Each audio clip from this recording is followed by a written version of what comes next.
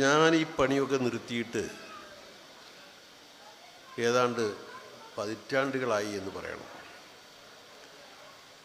ശരിയാണ്, ഒരു കാലത്ത് ഇതുപോലെയുള്ള പരിപാടികളുമൊക്കെ നിരന്തരം നടത്തി.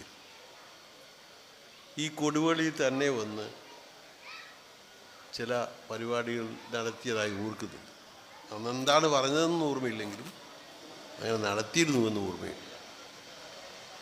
ഇപ്പോൾ ഈ ക്യാമ്പയിനോടനുബന്ധിച്ച് ജമാഅത്തെ ഇസ്ലാമി സംസ്ഥാന തലത്തിൽ നടത്തുന്ന ഈ സൗഹൃദ സംവാദത്തോടനുബന്ധിച്ചാണ് ഇപ്പോൾ കൊടുവള്ളിയിലേക്ക് ഇവരെന്നെ കൊണ്ടുവന്നിരിക്കുന്നത്. സത്യം പറഞ്ഞാൽ ഞങ്ങളുടെ കാലഘട്ടത്തിൽ, അങ്ങനെ തന്നെ പറയണം, ഞങ്ങളുടെ കാലഘട്ടത്തിൽ നിന്ന് വ്യത്യസ്തമായി ഇത്തരം വിഷയങ്ങളൊക്കെ നന്നായി പഠിച്ച് അത് അവതരിപ്പിക്കാനും സംവദിക്കാനും ശേഷിയുള്ള തലമുറകളെ ഭാഗ്യവശാൽ അള്ളാഹുവിൻ്റെ അനുഗ്രഹത്താൽ ഇസ്ലാമിക പ്രസ്ഥാനം വളർത്തിയെടുത്തിട്ടുമുണ്ട്. ഈ സ്റ്റേജിലിരിക്കുന്ന എൻ്റെ യുവ സുഹൃത്തുക്കൾ തന്നെ അത് തെളിവാണ്. ഞങ്ങളെപ്പോലെയുള്ളവരെ സംബന്ധിച്ചിടത്തോളം അത് തന്നെ ചാരിതാർത്ഥ്യത്തിന് വക നൽകുന്നതാണ്. ഒരേ ഒരാളോ രണ്ടാളോ പലയിടത്തും ചെന്ന് പ്രസംഗിക്കേണ്ട ഗതികേടൊന്നും ഇന്നില്ല. അതിന് കാരണം എന്താണെന്ന് ചോദിച്ചാൽ ഇസ്ലാമിക പ്രസ്ഥാനത്തിൻ്റെ സവിശേഷതയാണ്. അതിനെ നേരിടാനും തകർക്കാനും ഇല്ലായ്മ ചെയ്യാനും വേണ്ടി വിവിധ ചിന്താഗതിക്കാരും പ്രത്യയശാസ്ത്രക്കാരും ഒക്കെ നിരന്തരം ശ്രമിച്ചു വന്നിട്ടുമുണ്ട്. ഇപ്പോഴും ആ ശ്രമം കൂടുതൽ ഭയങ്കരമായി തുടരുന്നുമുണ്ട്. പലപ്പോഴും അത്ഭുതപ്പെടുത്തിയ ഒരു കാര്യം, 1941 ഇന്ത്യ ഭൂപടത്തിൽ സയ്യിദ് അബുല്ലാല മൗദൂദി തുടങ്ങി വെച്ച ഈ പ്രസ്ഥാനം ഇപ്പോഴും അതിൻ്റെ പ്രയാണം അതിശക്തമായി തന്നെ തുടരവേ കേരളത്തിൽ മാത്രം എല്ലാ എതിർപ്പുകളുടെയും വിമർശനങ്ങളുടെയും കൂന്തമുന എപ്പോഴും തിരിച്ചു വച്ചിരിക്കുന്നത് സയ്യിദ് അബുല്ലാല മൗദൂദിയുടെ നേരെയാണ്. 1979 സെപ്റ്റംബർ 22 തീയതി അദ്ദേഹം ഈ ലോകത്തോട് വിടവാങ്ങി. കൊല്ലം എത്രയായി? ഇപ്പോഴും അദ്ദേഹം ജീവിക്കുന്നു കേരളത്തിലെ സോഷ്യൽ മീഡിയയിൽ. അദ്ദേഹത്തിന് മുയിസത്ത് അത് തന്നെയാണ്. മുയിസത്ത് എന്ന് പറയാൻ വയ്യെങ്കിൽ കറാമത്ത് എന്ന് പറയാം. അദ്ദേഹം സയ്യിദ് കൂടിയാണല്ലോ. പക്ഷേ എന്തുകൊണ്ട് അങ്ങനെ സംഭവിക്കുന്നുവെന്ന് നിങ്ങളൊരു നിമിഷം ആലോചിക്കണം. അദ്ദേഹത്തിൻ്റെ ചിന്തകളിൽ ആകൃഷ്ടരായി അതിൽ നിന്ന് പ്രചോദനം ഉൾക്കൊണ്ട് ലോകത്തിൻ്റെ എല്ലാ ഭാഗങ്ങളിലും പുതുതായി വന്നുകൊണ്ടിരുന്നതോ ആയ ആദർശങ്ങളെയും പ്രത്യയശാസ്ത്രങ്ങളെയും നിരൂപണം ചെയ്യാൻ ശേഷിയുള്ള ഒരു ജനവിഭാഗം അല്ലെങ്കിൽ യുവതലമുറ എല്ലായിടത്തും ഉണ്ടായി എന്നുള്ളതാണ്. അത് അദ്ദേഹത്തിൻ്റെ മാത്രം പ്രത്യേകതയല്ല. ഇസ്ലാം എന്ന് പറയുന്ന മനുഷ്യന് ഇഹലോകത്തും പരലോകത്തും വിജയത്തിൻ്റെ ഗ്യാരണ്ടിയായി അല്ലാഹു സുബ്ഹാനഹു തആല ലക്ഷത്തിൽ പരം പ്രവാചകന്മാർ മുഖേന നൽകിയ ആ സന്ദേശത്തിൻ്റെ പ്രത്യേകതയാണ്. ആരൊക്കെ തകർക്കാൻ ശ്രമിച്ചാലും എങ്ങനെയൊക്കെ തകർക്കാൻ ശ്രമിച്ചാലും അതിന് നേരെയുള്ള എല്ലാ തരത്തിലുമുള്ള ആക്രമണങ്ങൾ, എല്ലാ ആയുധങ്ങളും പ്രയോഗിച്ചുള്ള നിരന്തരമായ ആക്രമണങ്ങൾ നടന്നാലും അത് പിന്നെയും ജീവിച്ചുകൊണ്ടേയിരിക്കും. ഒരു സംശയമില്ലാത്ത കാര്യമാണ് അത്. പക്ഷേ ഇസ്ലാമിൻ്റെ പ്രതിയോഗികളോ വിമർശകരോ ശത്രുക്കളോ ആയ ആളുകൾ മാത്രം അത് മനസ്സിലാക്കാൻ വൈകിപ്പോകുന്നു എന്നുള്ളതാണ്. ഇപ്പോഴും സോഷ്യൽ മീഡിയ ഇന്നും നിങ്ങളെടുത്ത് നോക്കിയാൽ അതിൽ കാണുന്നത് ഇസ്ലാമിന് നേരെയുള്ള ആക്രമണങ്ങളാണ്. ജമാഅത്തെ ഇസ്ലാമിയുടെ പേരിൽ എന്ന് ചിലപ്പോൾ പറയും. പക്ഷേ സംഗതി ഇസ്ലാമിന് നേരെയാണ്. അതിൽ ഏറ്റവും ശക്തമായ പങ്ക് വഹിക്കുന്നത് കാര്യം എന്തായാലും കമ്മ്യൂണിസ്റ്റ് പ്രത്യയശാസ്ത്രമാണ്. കേരളത്തെ സംബന്ധിച്ചിടത്തോളം വിശേഷിച്ച് ഇന്ത്യയുടെ മറ്റ് ഭാഗങ്ങളിൽ അങ്ങനെയുള്ള പ്രശ്നങ്ങളൊന്നുമില്ല. കാരണം അവിടെയൊക്കെ ചുവപ്പ് കൂടെ കാണണമെങ്കിൽ മിക്കവാറും റെയിൽവേ സ്റ്റേഷനിൽ പോകണമെന്നുള്ള അവസ്ഥയാണ്. അപ്പോൾ ഈ കേരളത്തിൽ മാത്രമാണ്, ഞാനിത് വെറുതെ തമാശയ്ക്ക് പറയുന്നതല്ല, അല്ലെങ്കിൽ അന്ധമായ കമ്മ്യൂണിസ്റ്റ് വിരോധം കൊണ്ടും പറയുന്നതല്ല. അന്ധമായ പോയിട്ട് എനിക്ക് യഥാർത്ഥ തന്നെ കമ്മ്യൂണിസത്തോട് ആ നിലയ്ക്കുള്ള വിരോധം ഇല്ല. അത് ഞാൻ അവസാനം പറയാം. ഞാൻ പറയുന്നത് എന്ന് വെച്ചാൽ ഒരു ഘട്ടത്തിൽ ഇന്ത്യയിൽ കമ്മ്യൂണിസ്റ്റ് പ്രസ്ഥാനം വളരെ ശക്തമായി മുമ്പോട്ട് വന്നിരുന്നു. 1920-കളിൽ തന്നെ അത് ഇന്ത്യയിൽ പ്രവർത്തനം ആരംഭിച്ചിട്ടുണ്ട്. അക്കാര്യത്തിൽ CPI-യും CPM-ഉം തമ്മിലുള്ള അഭിപ്രായ വ്യത്യാസങ്ങൾ കാണുന്നുണ്ടാവും എന്നാ തുടങ്ങിയതിനെ പറ്റി. എന്തായിരുന്നാലും കമ്മ്യൂണിസം അത് വളരെ ശക്തമായി മുന്നോട്ട് പോയി. അങ്ങനെ ഒരു ഘട്ടത്തിൽ ബംഗാളിൽ 35 വർഷത്തോളം നിരന്തരമായി കമ്മ്യൂണിസ്റ്റ് പാർട്ടികളുടെ ഇടതുപക്ഷത്തിൻ്റെ ഭരണമുണ്ടായി.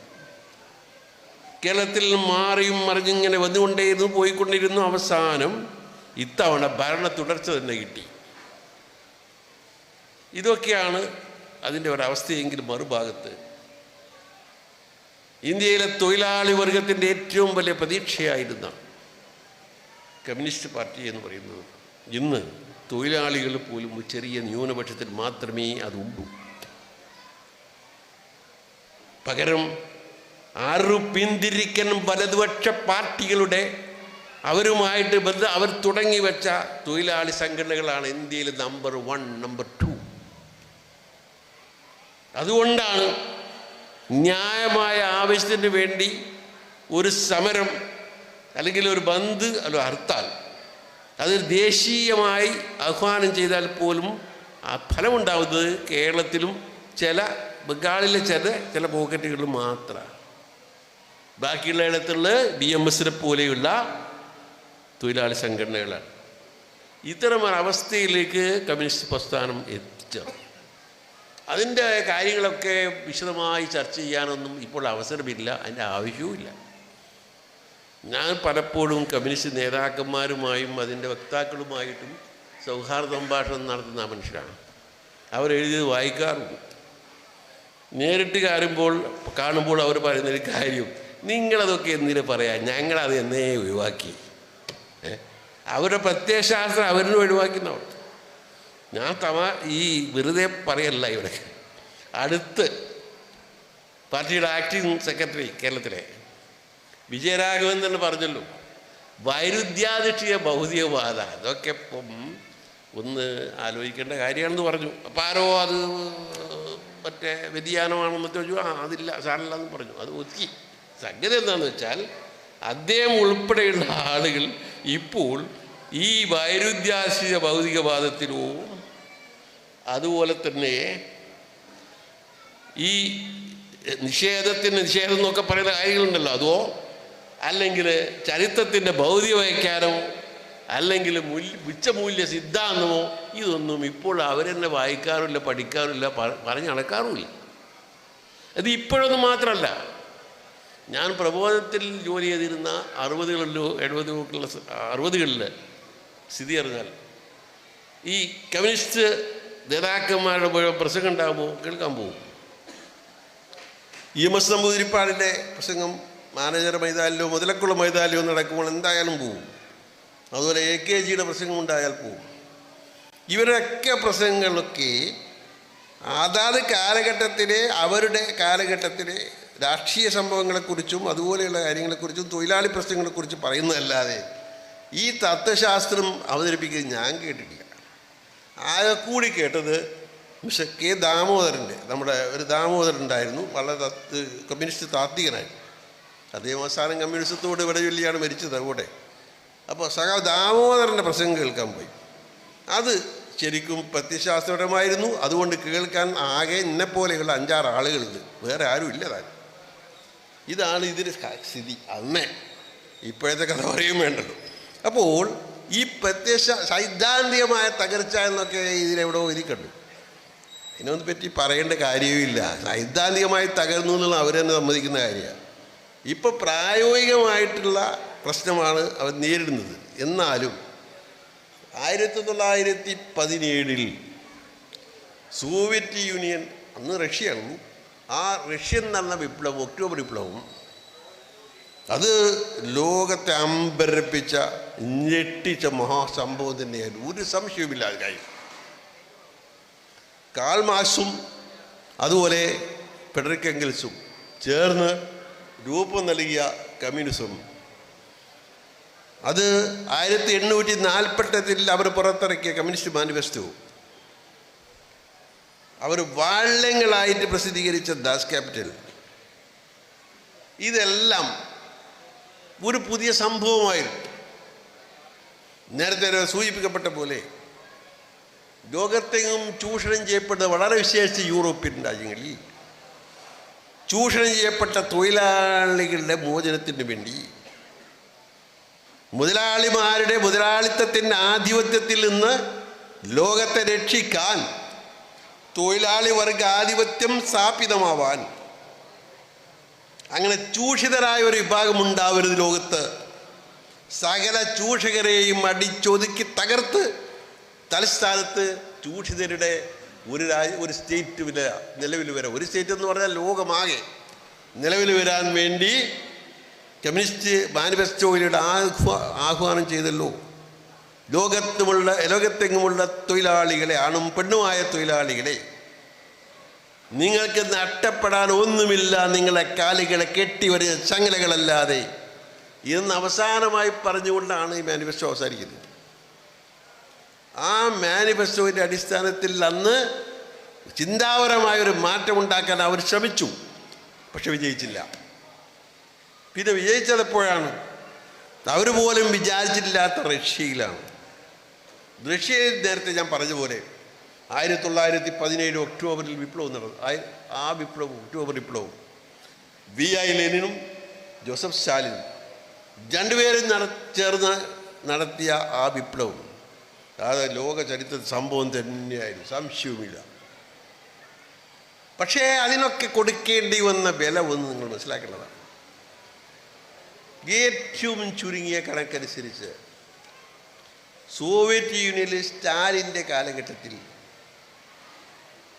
ഏതാണ്ട് 6,20,00,000 മനുഷ്യരെയാണ് ഇതിൻ്റെ പേരിൽ കശാപ്പ് ചെയ്യേണ്ടി വന്നത്.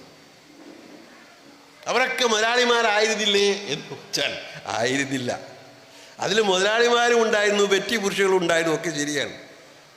സത്യത്തിൽ അതിൽ നല്ലൊരു വിഭാഗം ആളുകൾ ഈ തൊഴിലാളി വർഗത്തിൽപ്പെട്ടവർ തന്നെയായിരുന്നു.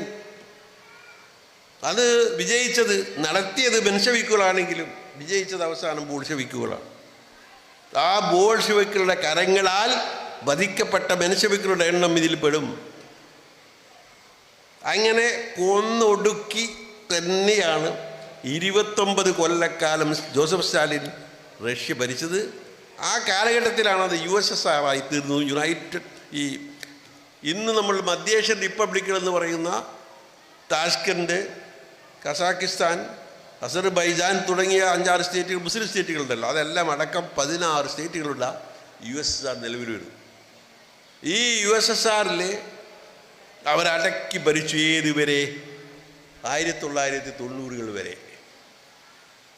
അന്ന് ലോകത്ത് ഏറ്റവും വലിയ ശക്തികളിലൊന്ന് USSR ആണെന്ന് ലോകത്തെങ്ങുമുള്ള കമ്മ്യൂണിസ്റ്റുകൾ വളരെ അഭിമാനപൂർവ്വം പറഞ്ഞു. ഒരു ഭാഗത്ത് അമേരിക്കയാണെങ്കിൽ മറുഭാഗത്ത് സോവിയറ്റ് യൂണിയനാണ്. ഈ രണ്ട് ശക്തികൾ തമ്മിലുള്ള ശീതസമരമായിരുന്നു കുറേ കാലത്തോളം, പതിറ്റാണ്ടുകളോളം ലോകത്തിൻ്റെ ഏറ്റവും വലിയ പ്രശ്നം തന്നെ. പക്ഷേ 90ഓടുകൂടി ചരിത്രത്തിൽ ഇന്ന് ഈ സോവിയറ്റ് യൂണിയൻ ഇല്ല. സോവിയറ്റ് യൂണിയൻ എന്ന് പറയുന്നത് ഭൂപടം തിരഞ്ഞു നോക്കിയാൽ നിങ്ങൾ കാണാൻ പറ്റില്ല. USSR നേടി വെച്ച ഒരു രാജ്യമേ ഇന്നില്ല. പകരം അവിടെ റഷ്യയുണ്ട്, ബെലോറസുണ്ട്, അതുപോലെ നേരത്തെ ഞാൻ പറഞ്ഞ ഉസ്ബെക്കിസ്ഥാനുണ്ട്, കസക്കിസ്ഥാനുണ്ട്, അങ്ങനെയുള്ള ജോർജിയുണ്ട്, അർമീനിയുണ്ട്, എസ്തോണിയുണ്ട്, അങ്ങനെ ഒരുപാടുണ്ട്. ഈ സ്റ്റേറ്റുകളൊക്കെ വേറിട്ട് പോയി. മാത്രമാണോ? കിഴക്കൻ യൂറോപ്യൻ രാജ്യങ്ങളായ പോളണ്ട്, ഹംഗറി, ചെക്കസ്ലോവാക്യ പോലെയുള്ള യുഗോസ്ലോവിയ പോലെയുള്ള രാജ്യങ്ങൾ ഒന്നും ഇന്ന് കമ്മ്യൂണിസ്റ്റ് രാജ്യങ്ങളല്ല. കമ്മ്യൂണിസ്റ്റ് രാജ്യങ്ങളല്ലെന്ന് മാത്രമല്ല, ഈ സ്റ്റേറ്റുകളിലൊന്നും ഒരു ശക്തമായ കമ്മ്യൂണിസ്റ്റ് പാർട്ടി പ്രവർത്തിക്കുന്നേയില്ല. സോവിയറ്റ് യൂണിയൻ്റെ അടിസ്ഥാനമായിരുന്ന റഷ്യയിൽ ശക്തമായ ഒരു കമ്മ്യൂണിസ്റ്റ് പാർട്ടി ഉണ്ടോ? ഇല്ല. പകരം അവിടെ പുട്ടിൻ്റെ ഏകാധിപത്യമാണ് നടക്കുന്നത്. എന്നിട്ട് പോലും കൗതുകരമായ കാര്യം നിങ്ങൾ ശ്രദ്ധിക്കാറുണ്ടോയെന്ന് എനിക്കറിയില്ല, ഇപ്പോഴും ആ പുട്ടിനെ ന്യായീകരിക്കുകയും അദ്ദേഹത്തിന് സൗമനസ്യം പുലർത്തുകയും ചെയ്യുന്നതാണ് നമ്മുടെ മലയാളത്തിലെ ദേശാഭിമാനി ഉൾപ്പെടെയുള്ള പത്രങ്ങളിൽ വന്നുകൊണ്ടിരിക്കുന്ന കാര്യങ്ങൾ. അത് പണ്ട് ഒരു കാലത്ത് സോവിയറ്റ് യൂണിയൻ ആയിരുന്നല്ലോ എന്ന ആശ്വാസത്തിന് വേണ്ടി ആയിരിക്കും എന്തോ. അല്ലെങ്കിൽ പുട്ടിൻ നമ്പർ 1 മുതലാളിത്തത്തിൻ്റെ ആളാണ്. അദ്ദേഹത്തിൻ്റെ ചിന്തകളൊക്കെ ഒരർത്ഥത്തിലും കമ്മ്യൂണിസത്തിൽ പൊറിപ്പിക്കാൻ കഴിയുന്നത് പോലുമല്ല, തീവ്ര വലതുപക്ഷക്കാരനാണ്. പക്ഷെ അദ്ദേഹത്തെ പോലും അവർ പിന്താങ്ങേണ്ടി വരുന്ന ശൈലി നിങ്ങൾ നോക്ക്. അപ്പോൾ ചുരുക്കി പറഞ്ഞാൽ ഇങ്ങനെ ഒരു ഗതികളിലേക്ക് പോയി. ഇന്ന് ലോകത്ത് കമ്മ്യൂണിസത്തിൻ്റെ പേര് നിലനിൽക്കുന്ന രാജ്യങ്ങളെന്ന് പറഞ്ഞാൽ ഒന്ന് ചൈനയാണ്, 2 വിയറ്റ്നാം, കംബോഡിയ പോലെയുള്ള രാജ്യങ്ങളാണ്, പിന്നെ ക്യൂബയുണ്ട്. അപ്പോൾ പ്രത്യേകമായും ചൈനയാണ്. ഇവരുടെ അടിസ്ഥാനം എന്താ? ലോകത്ത് രണ്ട് വർഗങ്ങളുള്ളത്, 1 മുതലാളി വർഗം, 2 തൊഴിലാളി വർഗം. ആ മുതലാളി വർഗത്തിൻ്റെ നാളുകളിൽ അവസാനിച്ചു കഴിഞ്ഞു. ഇനി തൊഴിലാളി വർഗത്തിൻ്റെതാണ് അവസാനമായി വർഗരഹിതമായ സമുദായം നിലയിൽ വരുമെന്നൊക്കെയാണ് പറയുന്നത്. മാർക്സ് അങ്ങനെയാണ് പ്രവചിച്ചത്. അതൊന്നും നടക്കില്ല എന്നിപ്പോൾ എല്ലാവരും തീരുമാനിച്ചു. എന്നാൽ പോലും ഈ ചൈനയിൽ ഉണ്ടെന്ന് പറയുന്ന കമ്മ്യൂണിസത്തിൻ്റെ സ്വഭാവം എന്താ? അത് നമ്മൾ ആലോചിക്കണമല്ലോ. അവിടെ യഥാർത്ഥത്തിൽ ഇന്ന് മുതലാളിത്തമാണ്, ശുദ്ധ മുതലാളിത്തം. ലോകത്തിലെ നമ്പർ 1 മുതലാളിമാരിൽ ഒരാൾ കമ്മ്യൂണിസ്റ്റ് ചൈനയിലാണ്. ഒരാളെന്ന് പറഞ്ഞാൽ 1-ാം നമ്പർ, 6-ാം നമ്പറാണ്, ചിലപ്പോൾ 5-ാം നമ്പറും അയാൾ വരും. അദ്ദേഹത്തെ തുടർന്നുള്ള കുറേ ആളുകളൊക്കെ ചൈനയിൽ വമ്പിച്ച മുതലാളിമാരാണ്. എവിടെ പോയി ഈ തൊഴിലാളി വർഗാധിപത്യം? നമ്മൾ മനസ്സിലാക്കേണ്ട കാര്യം, കമ്മ്യൂണിസത്തിന് സ്വന്തം രാജ്യങ്ങളിൽ, സ്വന്തം മാതൃരാജ്യങ്ങളിൽ പോലും യഥാർത്ഥത്തിൽ നിലനിൽക്കാൻ കഴിയില്ല എന്നവർ സമ്മതിച്ചിരിക്കുന്നു.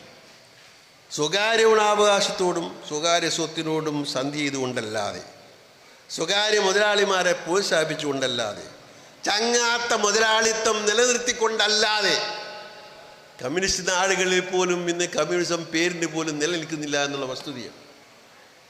ഇത്തരം ഒരു സാഹചര്യത്തിൽ പിന്നെ എന്തിനാണ് ഒരു നൊസ്റ്റാൾജിയ പോലെ കമ്മ്യൂണിസം എന്ന് പറഞ്ഞ് നടക്കുന്നതെന്ന് എനിക്കറിയില്ല. വേറൊന്നും പറയാനില്ലാത്തത് കൊണ്ടാവണം. സത്യത്തിൽ മാക്സിമം അവർക്ക് ചെയ്യാൻ കഴിയുന്നത് എന്താണ്? ഒരു സോഷ്യൽ ഡെമോക്രസി ഉണ്ടാക്കിയെടുക്കാനാണ്. ഒരു സാമൂഹികമായ ഒട്ടൊക്കെ ഒരു സോഷ്യലിസത്തിൻ്റെ ചുവയുള്ള ഒരു വ്യവസ്ഥ ഉണ്ടാക്കിയെടുക്കാനാണ് കഴിയേണ്ടത്. അതുപോലും കഴിയുന്നില്ല. ഇന്ത്യയെപ്പോലുള്ള ഒരു രാജ്യത്തെ സംബന്ധിച്ചിടത്തോളം ഇന്ന് കോർപ്പറേറ്റുകളുടെ ചവിട്ടടിയിലാണ് നമ്മളൊക്കെ. ഇന്ത്യയിൽ നിന്ന് ഭരിച്ചുകൊണ്ടിരിക്കുന്നവർ വെറും ബ്രോക്കർമാരാണ്. ഇന്ത്യയിലെ സമസ്ത വിഭവങ്ങളും മുതലാളിമാർക്ക്, അദാനിക്കും അംബാനിക്കും അതുപോലെ ടാറ്റയ്ക്കും എഴുതി കൊടുത്ത് ഇവർ സുഖമായി അതിൻ്റെ ബ്രോക്കറേജും വാങ്ങി ഇരിക്കുന്ന കാലമാണ്. ഇതിന് ശക്തമായൊരു സമരം ചെയ്യാൻ പോലും ഇന്ത്യയിലെ കമ്മ്യൂണിസ്റ്റ് പ്രസ്ഥാനം ഇന്ന് സാധ്യമല്ല. കേരളത്തിലല്ലാതെ അവർക്ക്, നമ്മൾ നേരത്തെ തന്നെ പറഞ്ഞല്ലോ, ഒരു ഹർത്താൽ നടക്കാൻ പോലുള്ള ശേഷി പോലും ഇല്ലാതായി തീർന്നിരിക്കുന്നു. ഇത് അവരുടെ മാത്രം ദുരന്തമല്ല, ഞാനും നിങ്ങളും എല്ലാം അടങ്ങുന്ന ഇന്ത്യയിലെ 130 കോടി ജനങ്ങൾ അനുഭവിക്കുന്ന ദുരന്തമാണ്. അനുനിമിഷം പ്രതിദിനം മുതലാളിത്തത്തിൻ്റെ ഏറ്റവും വൃത്തികെട്ട രൂപത്തിലേക്ക് ഇന്ത്യ മഹാരാജ്യം നീങ്ങിക്കൊണ്ടിരിക്കുകയാണ്. നമ്മൾ സ്വാതന്ത്ര്യം പ്രാപിച്ചിട്ട് 75 വർഷങ്ങളോളമായത് ശരിയാണ്. ഈ 75ാമത്തെ വാർഷികം നമ്മൾ കൊണ്ടാടുന്ന സമയത്ത് ഇന്ത്യ ലോകത്തിലെ 1-ാം നമ്പർ മുതലാളിത്ത ചങ്ങാത്ത രാജ്യമായി മാറിക്കഴിഞ്ഞിരിക്കുന്നു. ഇനി ഈ തരത്തിൽ അതിനെ പിന്നോട്ട് കൊണ്ടുപോകാൻ വേണ്ടിയോ മറ്റൊരു വിപ്ലവം നടത്താനോ കമ്മ്യൂണിസ്റ്റുകാർക്ക് പോലും കഴിയില്ല. അതിന് വ്യക്തമായ ഉദാഹരണമാണ് ഈ കേരളത്തിൽ നടക്കുന്ന നിയമസഭാ തെരഞ്ഞെടുപ്പുകളിൽ പോലും അവർ സ്ഥാനാർത്ഥികളായി നിർത്തുന്നവരെ. ആളുകളെ പേര് പറയാൻ എനിക്ക് വിഷമമുണ്ടെങ്കിലും ശരി, നിലമ്പൂരിലും താനൂരിലുമൊക്കെ കണ്ടെത്തിയ സ്ഥാനാർത്ഥികൾ എന്താ, ആരാ? ജീവിതത്തിൽ എപ്പോഴെങ്കിലും അബദ്ധവശാലെങ്കിലും ഒരു ചെങ്കോടി അവർ പിടിച്ചിട്ടുണ്ടോ? അവർ പിടിച്ചത് എന്താണെന്നുള്ളത് ഞാൻ ഇവിടെ പറയേണ്ടതില്ലല്ലോ. ഈ ആളുകളെയും കൊണ്ടാണ് അവരിവിടെ വിപ്ലവം നടത്താൻ പോകുന്നത്.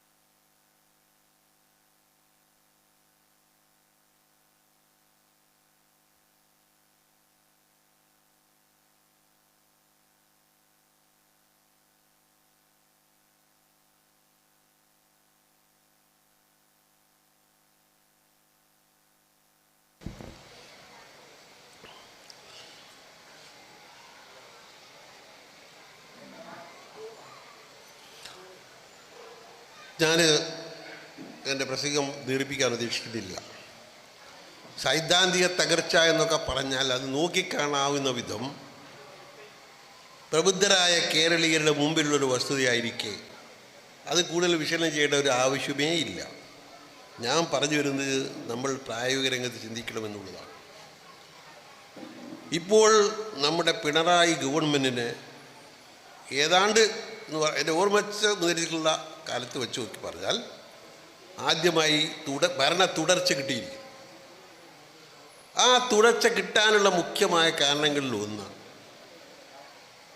ഈ ന്യൂനപക്ഷ സമുദായങ്ങളെ ഭിന്നിപ്പിച്ചത് കൊണ്ടാണ്. മുസ്ലിം ക്രിസ്ത്യൻ സമുദായങ്ങളെ തന്ത്രപരമായി വിഭജിച്ചത് കൊണ്ടാണ് ഈ വിജയം സാധ്യമായത്. ഇതുപോലെയുള്ള എല്ലാ കുതന്ത്രങ്ങളും പ്രയോഗിച്ച് യാതൊരുവിധ രാഷ്ട്രീയ സദാചാരമോ ധാർമ്മികതയോ ഇല്ലാതെ എങ്ങനെയും ഭരിക്കണമെന്ന ഒരൊറ്റ അജണ്ടയിൽ ഇന്ന് അവരെത്തിച്ചേർന്നത് കൊണ്ടാണ് ഇത് സാധിച്ചത്. വിജയിച്ചില്ലെന്ന് ഞാൻ പറയില്ല, തീർച്ചയായും വിജയിച്ചു. പക്ഷേ അതിങ്ങനെയാണ്. ഈ സൈദ്ധാന്തികമായ തകർച്ചയുടെ ഏറ്റവും വ്യക്തമായ ഉദാഹരണം ഞാൻ പറഞ്ഞതാണ്. എന്ത് അടവ് പ്രയോഗിച്ചും അതിനൊക്കെ അടവ് നയം എന്നാ പറയാം. എന്ത് അടവ് നയം ഉപയോഗിച്ചും എങ്ങനെയും കുറച്ച് വോട്ട് പെട്ടിയിലാക്കി അധികാരത്തിൽ വരണം. ആ അധികാരമാവട്ടെ സ്വജനപക്ഷപാതിത്വത്തിനും അങ്ങേയറ്റത്തെ മോശമായ വിവേചനത്തിനും ഉപയോഗിക്കണമെന്ന് മാത്രമേ അവർ താല്പര്യമുള്ളൂ എന്ന് നിരന്തരമായി നമ്മൾ കണ്ടുപിടിക്കുന്ന സംഭവമാണ്. ഇങ്ങനെയൊക്കെ എത്തിച്ചേരാനുള്ള കാരണം എന്താണ് നാം നോക്കേണ്ടത്? മറ്റൊന്നുമല്ല, ദൈവമില്ല, മതവുമില്ല, ഉണ്ടായിക്കൂടാ, സദാചാരമില്ല, ധർമ്മമില്ല, വേറെ ഒന്നുമില്ല. മനുഷ്യൻ വയറ്റിന് വേണ്ടി മാത്രം, ഒരു ചാൺ വയറാണ് അവൻ്റെ എല്ലാം. ഇത് തീരുമാനിക്കുകയും മനുഷ്യൻ്റെ ഭൗതിക ആസക്തിയെയും ഭൗതിക ജീവിതത്തോടുള്ള പ്രതിബദ്ധതയും അങ്ങേയറ്റം അതിനെ ഉദ്ദീപിച്ചുകൊണ്ട് അതിനു വേണ്ടി മാത്രമായി ആണ് കമ്മ്യൂണിസ്റ്റ് പ്രസ്ഥാനം അന്ന് മുതൽ ഇന്ന് വരെ പ്രവർത്തിച്ചുകൊണ്ടിരിക്കുന്നത്. ആത്മീയതയിൽ അവർ വിശ്വസിക്കുന്നില്ല. എന്തുകൊണ്ട കാരണം? ആത്മാവിൽ വിശ്വസിക്കുന്നില്ല. പിന്നെന്ത് ആത്മീയത? സോവിയറ്റ് യൂണിയന്റെ തകർച്ചക്ക് നാന്ദി കുറിച്ചുകൊണ്ട് പെരിസ്ട്രോയ്ക്ക് എഴുതിയ ഗുരുവച്ചേവ് അദ്ദേഹം ഗുരുവച്ചേവ് ആ പുസ്തകത്തിൽ പറയുന്നുണ്ട്. പെരിസ്ട്രോയ്ക്ക് അദ്ദേഹം പറയുന്നത് എന്താ? ഞങ്ങളുടെ യുവാക്കൾക്ക് ആത്മീയത നഷ്ടപ്പെട്ടു. ആത്മീയത എന്ന് ഞാൻ പറയുമ്പോൾ മതാതീതമായ ആത്മീയതയാണ് ഉദ്ദേശിക്കുന്നത്. എന്നൊന്ന് ആചാരം,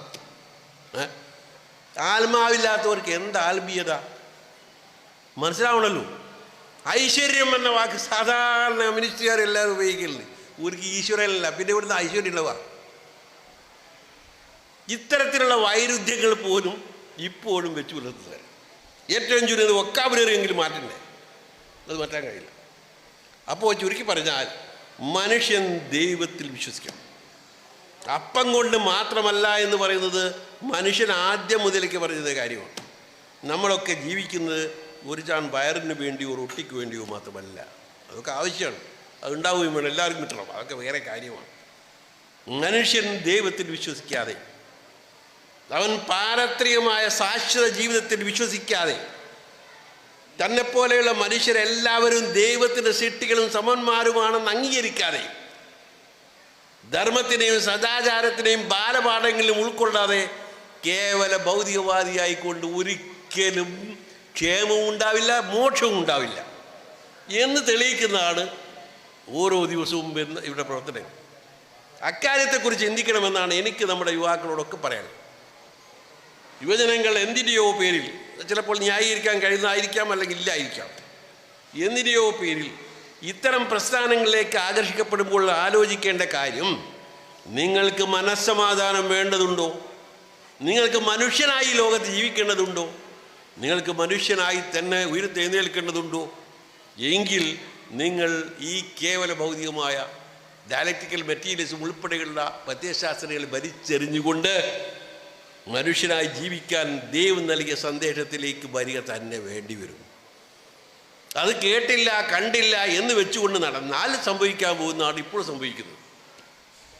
അതിൻ്റെ ഫലമായിട്ടാണ് രാജ്യത്ത് കുഴപ്പങ്ങൾ ഉണ്ടാകുന്നത്. ഏറ്റവും ഒടുവിൽ സോവിയറ്റ് യൂണിയനിൽ ഈ പുസ്തകം, ഈ പെരിസ്ട്രോയിക്ക 1988 അദ്ദേഹം അത് എഴുതുന്നു. ആ പുസ്തകത്തിൽ പറഞ്ഞ കാര്യങ്ങളെങ്കിലും നമ്മൾ നോക്കണം. വിപ്ലവത്തിന് ശേഷം ജനിച്ചവരാണ് ഈ നാട്ടിലെ ഏതാണ്ട് 98% എന്നാണ് റഷ്യയിൽ. അങ്ങനെയുള്ള ആ നാട്ടിലെ മദ്യത്തിൻ്റെയും മയക്കുമരുന്നിൻ്റെയും ആസക്തരും അടിമകളുമായി മാറിയ തലമുറ ഞാൻ കാണുന്നു. അവർക്ക് തൊഴിലെടുക്കാൻ താല്പര്യമേ ഇല്ല. ഓരോ പാർട്ടിക്കും കോട്ട നിശ്ചയിച്ചുകൊണ്ട്, ഉൽപ്പാദനത്തിൻ്റെ കോട്ട നിശ്ചയിച്ചുകൊണ്ട് നമ്മൾ കേന്ദ്ര കമ്മിറ്റി കൊടുത്തിട്ടുണ്ടെങ്കിലും ശരി, അതൊക്കെ വ്യാജമാണ് റിപ്പോർട്ടുകൾ കിട്ടുന്നത്. ഈ ഒരവസ്ഥ ഉണ്ടാകാനുള്ള കാരണം എന്താണെന്ന് വെച്ചാൽ, ഒന്നിലും അവർ വിശ്വസിക്കുന്നില്ല. ദൈവത്തിൽ വിശ്വസിക്കുന്നില്ല, മതത്തിൽ വിശ്വസിക്കുന്നില്ല, മാനുഷികതയിൽ വിശ്വസിക്കുന്നു, അതുമില്ല. പിന്നെ എന്തിനാണ് വിശ്വസിക്കുന്നത്? ഇത്തരമൊരവസ്ഥയിലേക്ക് നമ്മുടെ തലമുറകളും നമ്മുടെ നാട് നീങ്ങൂടാ എന്ന് നമുക്ക് വാശിയുണ്ടെങ്കിൽ തീർച്ചയായിട്ടും നമ്മൾ ഈ നിലപാട് പുനഃപരിശോധിക്കണം. അതിൻ്റെ അർത്ഥം എന്താണെന്ന് വെച്ചാൽ, എല്ലാവരും കമ്മ്യൂണിസ്റ്റുകാരെ വെറുക്കണം, അവരെ ശത്രുക്കളാണ് ഒന്നുമല്ല. ഇന്ത്യയിലെ നിലവിലെ സാഹചര്യത്തിൽ ഫാസിസത്തെ ചെറുക്കാൻ വേണ്ടിയുള്ള, ഏറ്റവും വലിയ വിപത്തായ ഫാസിസത്തെ ചെറുക്കാൻ വേണ്ടിയുള്ള പോരാട്ടത്തിൽ തീർച്ചയായും ഇടതുപക്ഷത്തോട് നമുക്ക് സഹകരിക്കേണ്ടതായി വരും. നമ്മുടെ പൊതുശത്രുവാണ് അത്, അക്കാര്യത്തിൽ സംശയമേ ഇല്ല. ഇന്ത്യൻ ജമാഅത്തെ ഇസ്ലാമി അന്ന് മുതൽ ഇന്ന് വരെ വോട്ടെടുപ്പിൽ അത് പങ്കെടുക്കാൻ തുടങ്ങിയ 1986 മുതൽ ഇന്ന് വരെ സ്വീകരിച്ചിരിക്കുന്ന സമീപനം അതാണ്. ഇന്ത്യയിലെ ജനാധിപത്യ മതനിരപേക്ഷ ശക്തികളോടൊപ്പം, അത് ഇടതുപക്ഷാലും ശരി മറ്റാരാലും ശരി, ആരോടൊപ്പം ചേർന്നുകൊണ്ട് ഫാസിസത്തെയും സമഗ്രാധിപത്യത്തെയും എതിർക്കുക എന്നുള്ള നയം സ്വീകരിച്ചിട്ടുള്ളതാണ്. ഇനിയും അത് തുടരുകയും ചെയ്യും. എന്തെല്ലാം പ്രകോപനമുണ്ടായാൽ അത് വേറെ കാര്യമാണ്. ഇതുമായി കൂടിക്കലർത്തരുത്. പക്ഷെ വ്യക്തി എന്ന നിലയിൽ, മനുഷ്യനെന്ന നിലയിൽ നമുക്ക് ഈ രാജ്യത്ത് ഉത്തരവാദിത്തത്തോടെ, ഈ ലോകത്ത് ഉത്തരവാദിത്തത്തോടെ ജീവിക്കണമെങ്കിൽ നമ്മൾ മൂല്യങ്ങൾ കൈയൊഴിയരുത്. അഥവാ കൈയൊഴിച്ചിട്ടുണ്ടെങ്കിൽ അത് തിരിച്ചു പിടിക്കണം. അങ്ങനെ നമ്മുടെ ഭാവിയെക്കുറിച്ച് നമുക്ക് ആശ്വസിക്കാനും ഇനിയൊരു ഭാവിയെക്കുറിച്ച് നമുക്ക് പ്രതീക്ഷിക്കാനും സാധ്യമാവണമെങ്കിൽ അതുമാത്രമേ മാർഗമുള്ളൂ. ഈ കമ്മ്യൂണിസം പോലെയുള്ള പ്രത്യയശാസ്ത്രങ്ങൾ എന്നോ ലോകം കൈയൊഴിഞ്ഞതാണ്. ഇനിയും അതിനെ പിന്നാലെ നടക്കുന്നതിൽ അർത്ഥമില്ല എന്ന് മാത്രം സൂചിപ്പിച്ചുകൊണ്ട് ഞാൻ അവസാനിപ്പിക്കുന്നു. നിങ്ങൾക്ക് നന്ദി. വാക്കുകൾ തഴവാനും ഇല്ലാരുമില്ല. വിഷയം അവതരിപ്പിച്ചുകൊണ്ട് സംസാരിച്ച Madhyamam media one group editor ജനാബ് ഒ അബ്ദുറഹിമാൻ സാഹിബ് അവറുകൾക്ക് നന്ദി അറിയിക്കുന്നു.